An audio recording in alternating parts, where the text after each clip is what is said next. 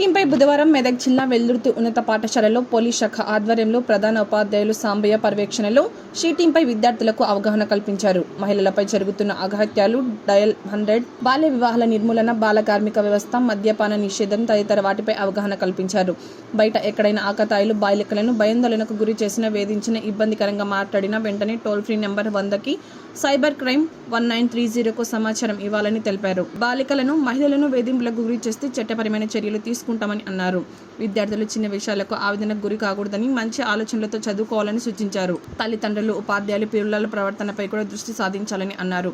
క్రమశిక్షణతో ఉండేలా శ్రద్ధ తీసుకోవాలని వారు సూచించారు. ఈ కార్యక్రమం నందు ప్రధాన ఉపాధ్యాయులు Sambaiah, team head constable Devadas, constable Swarupa, Gangamani, Ravi, ఉపాధ్యాయులు ధనరాజ్, వెంకటస్వామి, నరసింహారెడ్డి, అమూల్య, నవనీత, సునీత తదితరులు పాల్గొన్నారు.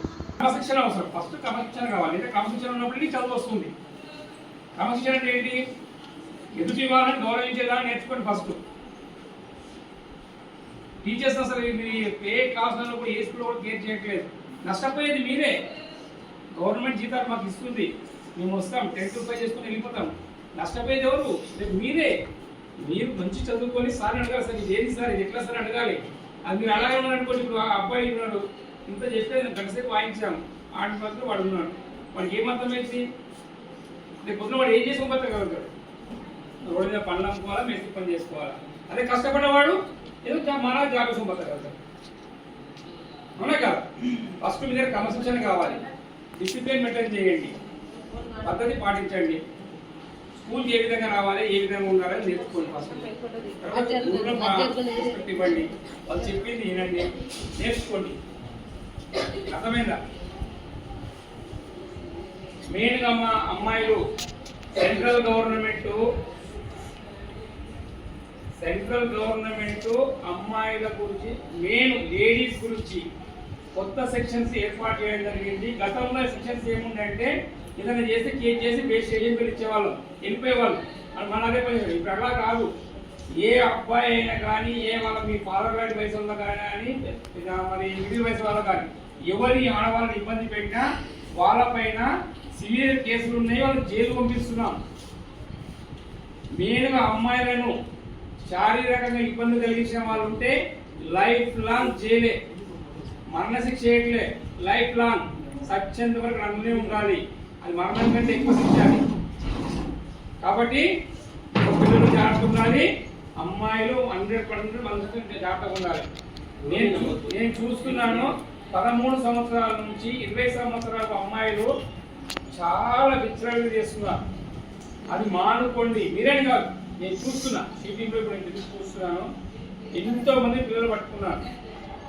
16, 13, 14, 15, 16, 18 ఇంత వయసు వారి పిల్లలే. అసలు మాకే అర్థం కావట్లేదు వీళ్ళు ఎందుకు ఇలా తయారవుతున్నారు అనేది. అందులో పేరెంట్స్ తప్పు ఉంది. పేరెంట్స్ తప్పు చాలా ఉంది.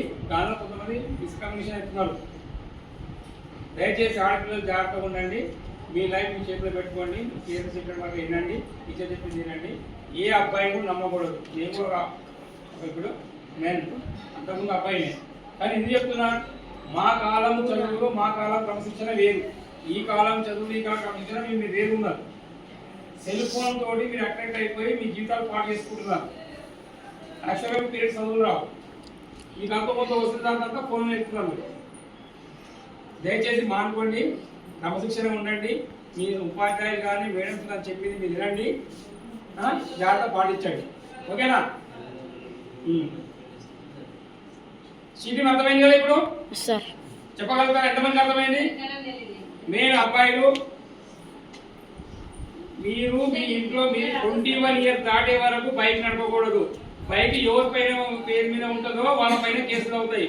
లాస్ట్ టైం ఒకసారి ఒక అబ్బాయి తీసుకుపోయి ఒకరిని గుద్దేసిండు, అతను చనిపోయిండు. వాళ్ళ పేరెంట్స్ మీద కేసు అయింది, వాళ్ళు జైలుకు పోయిండు. అర్థమైందా? మీరు మేజర్ అయ్యేంత వరకు బండ్ల పైన తిరగొద్దు. సైకిల్ మీద పోవాలి, కాలేజీ రావాలి, ఉండాలి. ఎందుకంటే మీ సేఫ్టీ, మీ పేరెంట్స్ సేఫ్టీ ఉంటారు.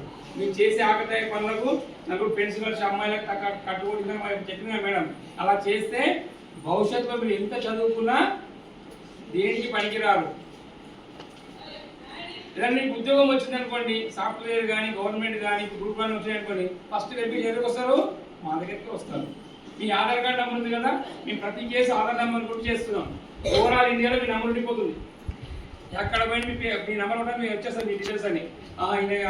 ఈ డీటెయిల్స్ ఈ పని చేసిండు, ఈ తర్వాత ఈ డీటెయిల్ ఈ పని చేసిండు, ఎవరి వయసు ఈ టైప్ అన్నీ వచ్చేస్తుంటాయి.